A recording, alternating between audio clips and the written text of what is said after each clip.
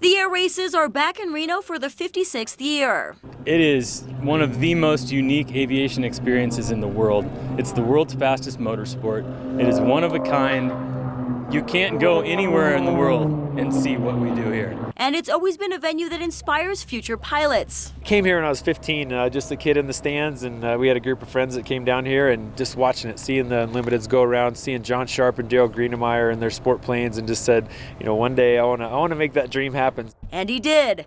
Andrew Finley is last year's Sport Class Gold champion. We're going 400 miles an hour, 50 feet off the ground around the desert. We have 8 airplanes at a time, so it's actual racing side by side.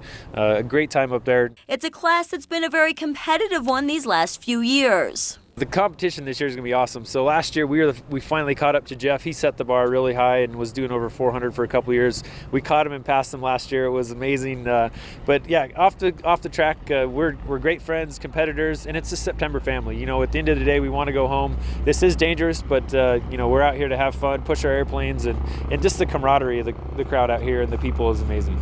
Safety out here, always the #1 concern. We really try to be very professional and safe. You know, racing is inherently dangerous, but we're going to do the best we can to mitigate those risks with practice and safety.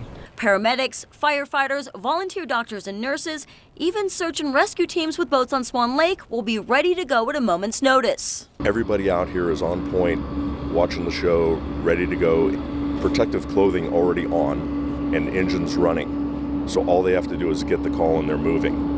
I give our pilots what we call the 1-minute promise. I tell them if they land anywhere on this airfield, we'll have a unit on them in less than a minute. The races continue through Sunday, and there's plenty to see on the ground in between races and air shows. Covering the story at the Reno Stead Airport, Chris Buckley, 2 News.